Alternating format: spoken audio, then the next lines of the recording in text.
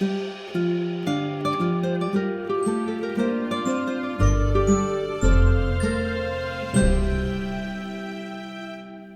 once again to Adventures in Theater History, where we aim to bring you the best stories from the deep and fascinating history of the theater in the city of Philadelphia. Hello, I'm Peter Schmitz, and I research, write, and narrate this show. And as always, our opening and closing theme music is by Christopher Mark Colucci. However, Chris is off on an adventure of his own today. He's at the 15th Prague Quadrennial, that international festival of theater and stage design that is held in Czechia, or the Czech Republic, right now. This was a long scheduled trip for him, and I know he's having a wonderful time, and I'm sure Chris will come back with some amazing and beautiful photographs of his experience there. He usually does. But since he's away, as occasionally happens around here, I'm handling all of the sound engineering myself this time around. So if you notice a marked difference in the depth and clarity of the sound experience today, well, that explains that. All I can say is, once again, I'm doing the very best I can for you, ladies and gentlemen, and Chris will be back soon, once again, in our next episode. This is going to be a very different episode in many ways. Actually, we are pausing the narrative of our story that we were examining last time around about the history of the theater of the living arts. I promise you, I'm still working on the story, and as things stand, we will have the continuation and finale of that story in a couple of weeks for you, by the end of June at the latest. But we are going to do a little housekeeping today. I've got some announcements to make. Plus, as I've been meaning to do for some time, I'm going to respond to listener questions I have received about this show and about Philadelphia theater history. And we're going to let all of you behind the scenes of our process and talk about how and why we're doing things here. That's why I'm calling this episode Production Notes from Backstage. All right, first note, we have a big shout out and a huge thanks to Mr. Joe C., who has recently become one of our supporters on Patreon. Thank you, Joe. I am so happy to have you aboard.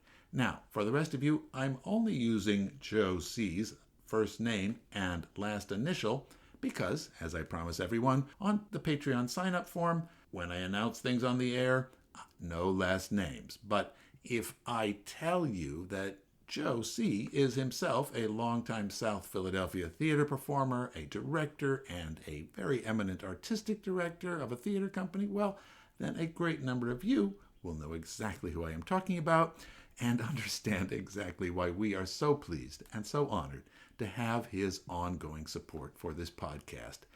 Joe joins the other folks who are now, or who have at some point in the past, made donations to us through Patreon. And what I want to remind everyone is if you sign up on Patreon, it's not a permanent commitment. Don't worry. Though your donations are, as they do there, collected monthly, you don't have to stay. You can hop off and you can hop back on again anytime you want. There's no worries at all. Whatever works best for you. If you too would like to consider helping us out with the continuing costs of this podcast, which are real, not overwhelming, but quite real, please go to patreon.com/AITH podcast and take a look. There's a link right in the show notes. There are 3 different levels of support that you can sign up for, which entitle you to 3 different levels of member benefits in return for your donations. But all Patreon supporters get access to bonus episodes, to photos that I share exclusively there, to extra historical essays, and to previews of things that I will be working on in the future. Plus, you get early access and perhaps free admission to our next Philadelphia Theater History Walking Tour. Yes, folks, it's true. That is our second note. There are plans in the works for the next Philadelphia Theater History Walking Tour. As of right now, I'm looking at dates in either late September or early October of 2023. We did a theater history walking tour 2 years ago, and it was so much fun for everyone involved. It was just a marvelous experience. We visited Edwin Forrest's grave. We walked up and down South Street. We saw the sites of many famous 19th century theater fires. And we actually got to go inside and poke around the Walnut Street Theater itself. Now, on this next tour, I think we're going to be going in literally another direction, though I can't say exactly where yet until I have everything arranged. So keep your eyes and ears open for the announcement. We will certainly talk about it here on the podcast, and we will make an announcement over our Facebook and Instagram feeds. But remember, though it will be open to the general public, Patreon supporters will hear about it first, and Patreon supporters will get first dibs on the limited number of spots. So, another inducement for you to maybe consider supporting us and helping us with our work. Subscribe now.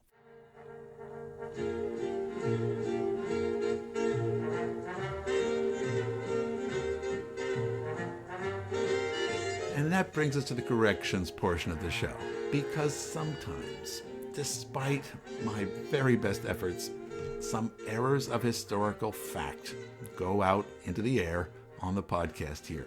It may be just as simple a matter as getting a name wrong, or a date, or a small detail, or a pronunciation wrong. Now, it's not unknown for historians, even very eminent ones, to get things wrong when they go to publish.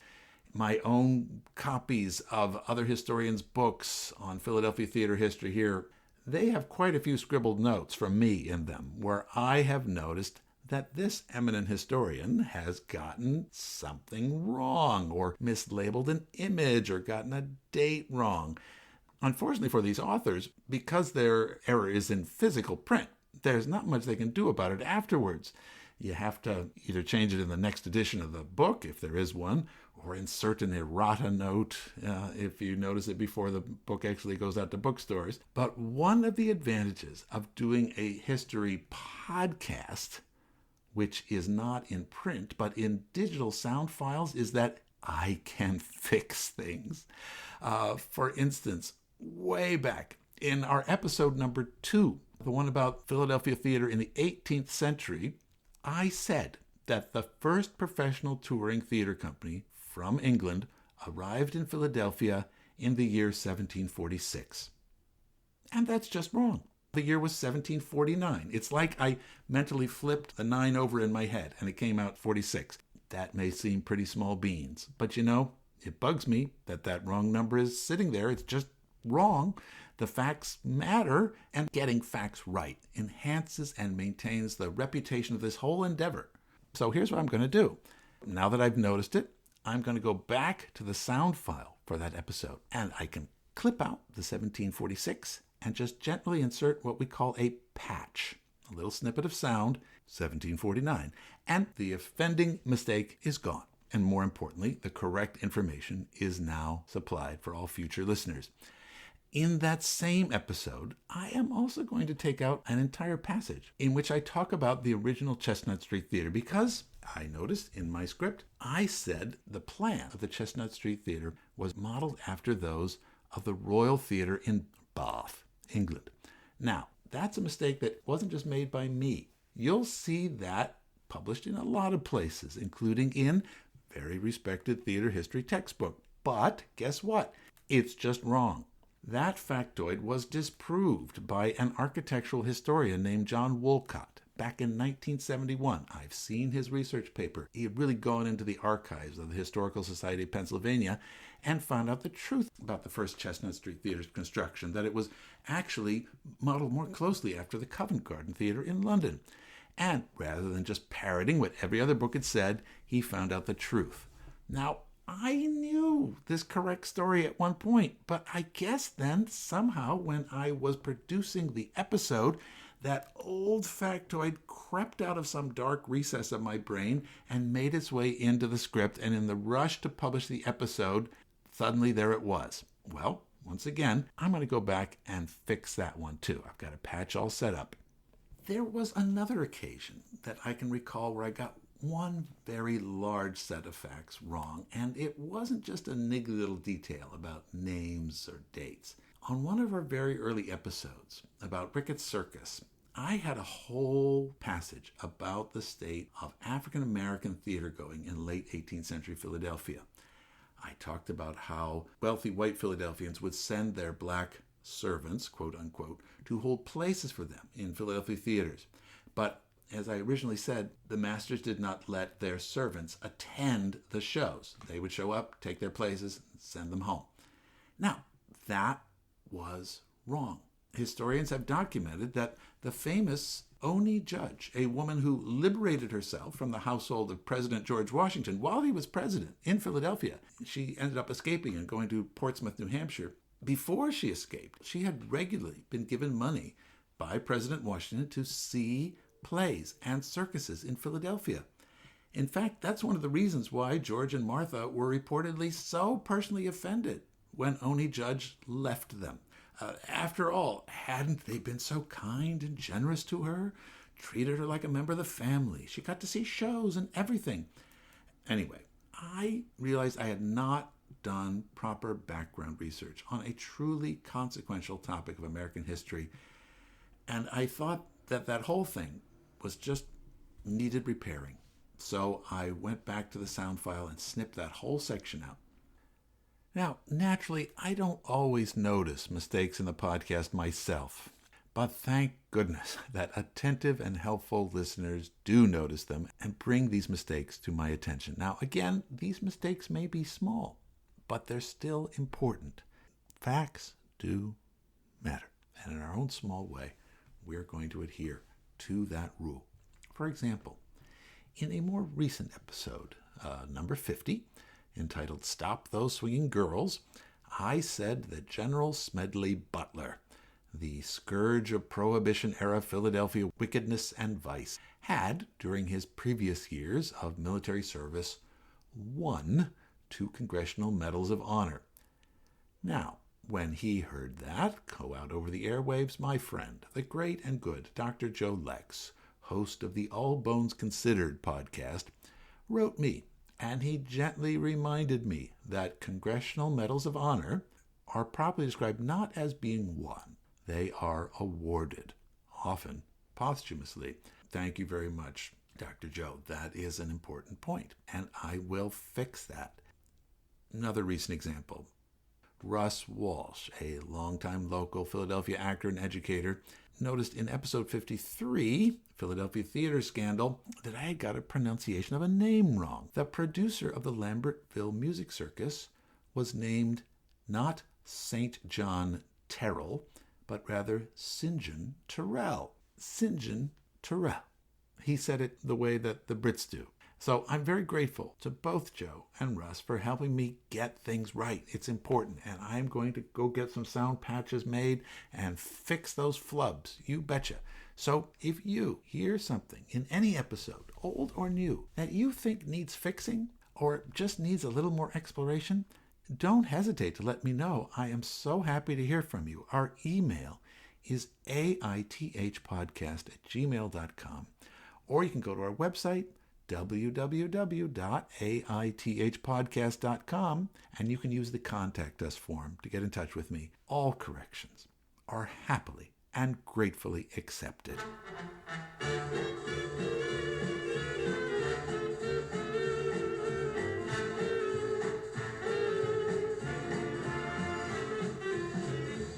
I have heard from a number of other listeners lately, not giving me corrections, but asking me questions about a fact of Philadelphia theater history that I haven't covered in the show. Sometimes these listeners are trying to track down a relative or ancestor of theirs who used to be in showbiz. And wow, I love these queries because frequently they bring to my attention stories about people that I have never heard about before. And their questions often are accompanied by additional images and documents that I am just thrilled to have. Now, sometimes these queries are just curiosity. One loyal and longtime listener of the show recently sent me an email and asked me if T.S. Eliot's play, The Cocktail Party, had ever been produced in the city of Philadelphia. The answer, by the way, was yes, it was done at the Chestnut Street Theatre in 1952 in a production that was imported from Gregory Peck's La Jolla Playhouse out in California. This production of The Cocktail Party was very well reviewed in the Philadelphia newspapers, and 2 years later, another production of it was done at the Bucks County Playhouse just north of here in a show that starred Uta Hagen. So that was pretty interesting. And I can find out stuff like that pretty quickly just by using the online search functions of the website newspapers.com, which I subscribe to. Or because of my access to the digital archives at the Temple University Library, I can go into old periodicals and PhD dissertations and publications and magazines which are not available to the general public. Now, sometimes I've got a book on my shelf in my own personal collection, just behind me as I speak now, which also has the answer, and a little rummaging brings up the answer to any query. So if you have a question about Philadelphia theater history, give me a holler, send me an email, go on the website. I'm always ready to dive in and look into something else, especially if this query distracts me from something else that I really should be doing instead, like writing the next episode of this podcast. Literally, just 15 minutes ago, while I was writing this very script, I got an email from a friend about exactly what play the Philadelphia Drama Guild was doing in late November 1973 at the Chestnut Street Theatre. So, of course, I dropped everything I was doing, and I looked up the answer, and I found out it was Tennessee Williams' The Rose Tattoo, starring Maureen Stapleton and Jerry Orbach. And I wrote her back, and she thanked me, and this was all very wonderful and fun. And, of course, it's always great to put aside your larger tasks to do something more immediately compelling. And, of course, I got back to doing the script eventually, because here I am recording it right now. Again, I get a lot of great leads from these listener queries. I am so interested in the early days of the Philadelphia Drama Guild in the early 1970s now. And often I get queries which take me back to my favorite period of theater history, the 19th century. Just this week, I got a lovely note via our website from Mary Beth Regan. Mary Beth let me know that she is putting together a tour that she wants to give in the future of the Actors' Order of Friendship plot at the historic Mount Moriah Cemetery in southwest Philadelphia. Included in her tour, as she's planning it, will be the graves of 3 19th century actors: Edwin Adams, W.S. Fredericks, and Annie Kemp Bowler. Now, these 3 names were completely new to me. I had heard about the Actors' Order of Friendship.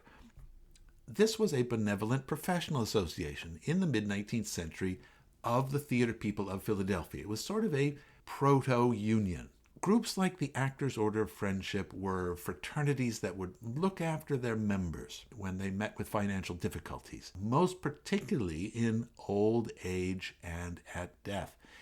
The mid-19th century was an era when there were very few or no pension plans or funeral insurance, and in an attempt to make people's lives more secure and rational and pleasant, the order would provide its members with decent funeral services and with burial plots. You can see the ads in the Philadelphia papers of the 1850s and 60s. Every year, around February or March, there would be a fundraising ball for the Actors' Order of Friendship, and you'd see the list of all the eminent Philadelphia theater people that were subscribing and organizing the event. Such funds were really essential part of theater people joining just the middle-class life, not being people who were vagabonds and lost to the rest of society. For example, it was the Phoenix Lodge of the Actors' Order of Friendship which rallied round and buried poor John Drew Sr., the husband of Louisa Lane Drew, after, as you might recall, he fell down the stairs of his home at his daughter's birthday party in May 1862. It organized the funeral service, it paid for the burial procession, and it paid for the plot that he was eventually buried in. In fact, the whole Drew family ended up at the old Glenwood Cemetery in North Philadelphia. Now, sometimes the AOOF, as it was known, helped out non-members in need too, especially actors from out of town who had met with sudden or violent ends while they were in Philadelphia. We have heard in our episode about theater fires in the 19th century that in 1861, when the Continental Theater on Walnut Street had the horrible Backstage blaze which killed the 4 Gale sisters and others, these young ballerinas who were incinerated in their gauzy, flimsy skirts, The Order of Friendship helped the shattered family members of the victims to find burial plots, both at Glenwood Cemetery and also at another new large cemetery which was just being formed on the outskirts of Philadelphia out in the southwest part of town beyond the Schuylkill River, Mount Moriah Cemetery. By the 1870s, the Actors' Order of Friendship, in fact, had a dedicated plot at Mount Moriah. And you may remember that Mount Moriah is where the Philadelphia actor John McCullough was laid to rest after succumbing to syphilis in 1885, as we detailed in episode 33. But McCullough's wealthy friends were able to raise a very fancy private monument for him, which you can still see in one of the tonier parts of the cemetery. We're talking about something else in this case, a special plot for people who weren't so well off. And here's where we find the monuments to Edwin Adams, W.S. Fredericks, and Annie Kemp. Now, why were these roving theater folk buried in Philadelphia at all? Well, I know now because I spent most of yesterday looking these names up, and I found that there are fascinating and little-known Philadelphia theater stories here. Thank you so much, Mary Beth, for bringing them to my attention. Poor Annie Kemp, for example, died after falling off a stage platform in 1876 at the National Theater on Callowhill Street. But I don't want to spoil the fun of Mary Beth's cemetery tour. I will leave that all to her. In fact, I may go along myself when she's finally ready to give it. I will let the rest of you know the details about this tour when I learn them.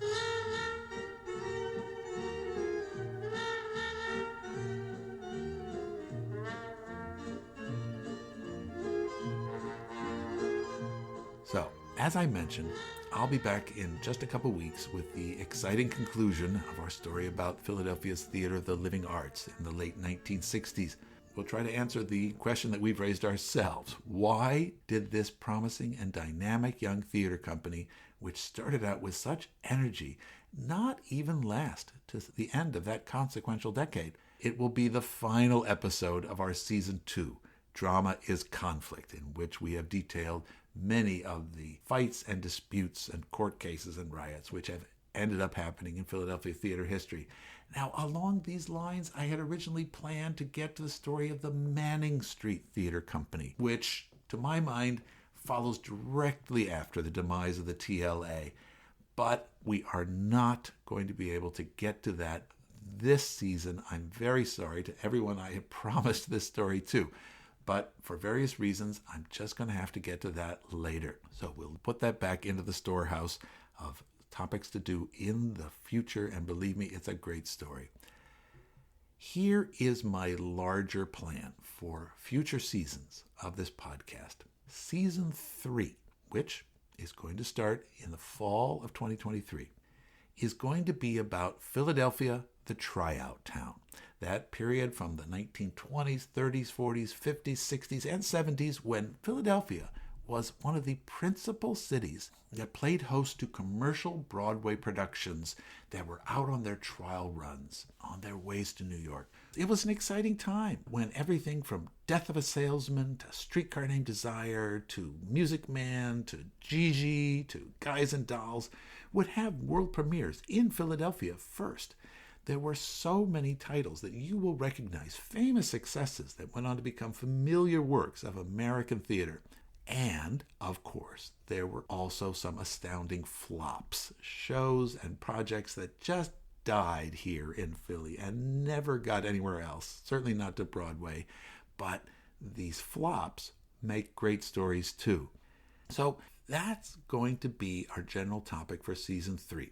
And then, in the fall of 2024, there's going to be a Season 4 in which we'll return to the story of local Philadelphia nonprofit theaters, including the Manning Street Theater, the Drama Guild, the Wilma, the Walnut, the Arden, all the many burgeoning nonprofit theaters which have made the current theater scene so vibrant and so exciting, and how they gathered strength and steam throughout the really difficult years of the 1970s and 80s, and when things began to go well in the 1990s and the early 2000s. So there's a lot to talk about, and I'm very excited for this long-term project that we continue to go on, and thank you for coming along with me on it.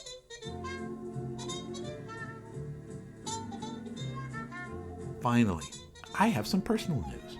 As they say, I'm going to be going back on the stage once again in what was unlooked for and a really pleasant surprise to me.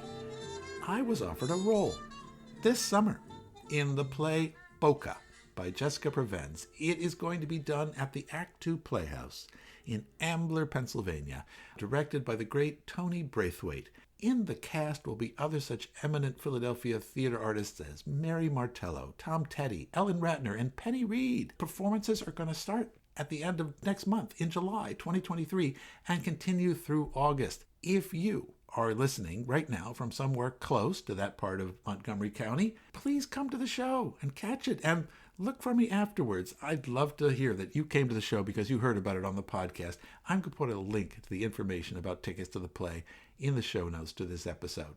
So, being in an actual play is naturally going to take up a lot of my time and attention for the next couple months. I may not be able to get to podcast episodes. I had hoped to be able to put out some interviews. I'm certainly going to continue putting out information on my Patreon feed for those Patreon supporters, so that won't pause. But there's also one other possible big professional project that is looming on the immediate horizon as well. I can't say much about it. I'm sorry to be so mysterious, but that is really all I can say about it right now. And I only mention it at all because I want to explain why I'm not sure how much public podcasting I'll be able to do over the summer. We'll see. Anyway, this is all good news. This is exciting news. I'm so pleased to be able to share it with you, or even, as with that last bit, just wave vaguely in its direction. Watch this space. Meanwhile, I will see all of you again in just a couple of weeks right here on this podcast feed when we finish up the story of the Theater of the Living Arts. Thank you for listening. We will be back again next time with the exciting conclusion of Season 2, Drama is Conflict, on Adventures in Theater History, Philadelphia.